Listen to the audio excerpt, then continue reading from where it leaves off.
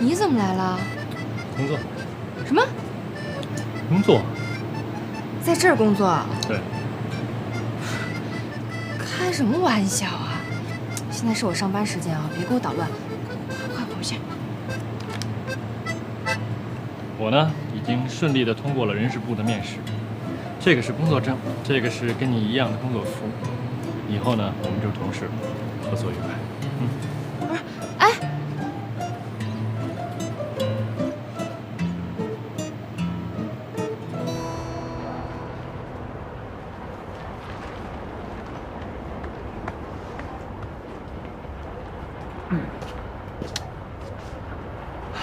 渴了吧？还好。酸梅汁儿，买给你的，消暑。以后别买这么贵的。只有贵的东西才衬你嘛。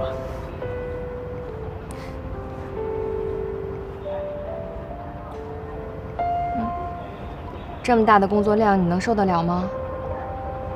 工作量很大吗？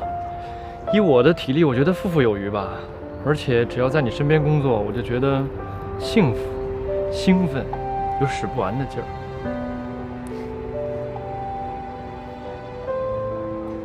不要逞强，身体是自己的，别什么脏活累活都抢着干，傻不傻呀你？我多干点，你就少干点吧。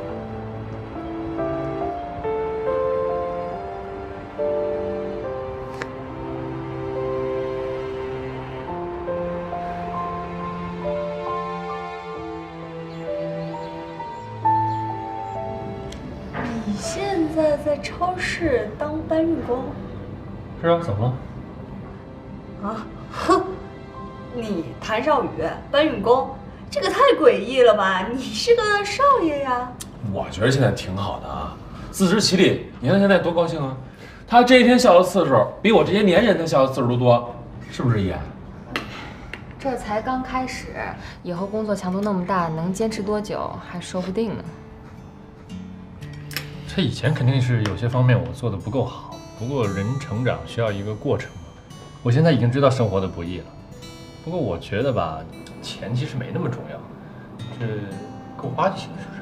哎，那什么叫够花呢？拿一个普通白领1个月的薪水买一个领带够花吗？那都是以前了，以前美兰妮。我现在已经努力的适应这种生活了，我觉得挺好的。而且你要看到我的改变，我现在去超市都用你说那叫什么券那是？代金券。对。不过还真是啊，你们看家里的卫生全是少宇一个人包了，还有我那个刚洗的那个窗帘，他硬是要帮忙，折腾2个小时，当然最后弄反了呀。不过你的进步，大家有目共睹。哎，对了啊，你先记着啊，跟依然呢在一个地方上班了，有什么脏活累活赶紧抢过来，有点眼力劲儿，别让他受了委屈。啊，那肯定的呀，以后我肯定是事无巨细的把依然照顾得特别好。哎，我这也这么多年没当护花使者了，这突然一重新上岗吧，我还真不知道能不能找到感觉。行了，快吃饭吧，我做了这么多菜，你都不尝尝啊？来，对，但是你们3个再说，吃饭，对，来吃个虾。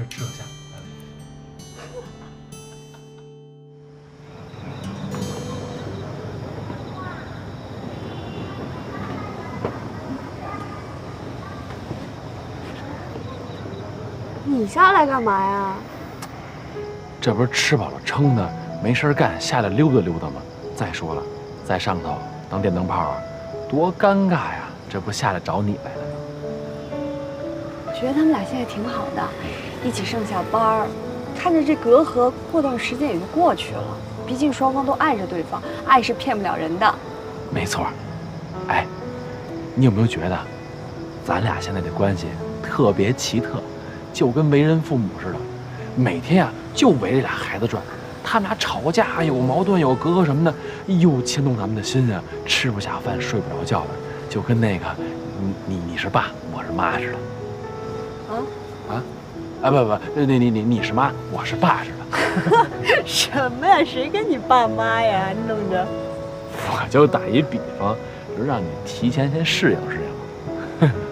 哎，我现在啊，最担心的就是少宇他妈。你说上次他妈来了哈，我觉得这事儿还没完，搞不好后面做出什么后续动作来。想多了吧？我认为少宇的妈妈没那么复杂，说不定过段时间也被他们俩给感动了，主动接受依然呢。但有一点我弄不明白，他为什么老觉得依然是为了少宇的钱呢？这到他们那年纪吧，我觉得感情这事儿不是用爱不爱来衡量的，反正这里面扯的应该挺多事儿的。反正我是不会因为现实原因抛弃爱情的，这跟我有没有钱没有关系啊。而且我认为，会抛弃爱情的女孩还是少数。反正希望少宇的妈妈能早点明白依然。但愿吧。哎，咱俩别跟那儿说这么沉重的话题了。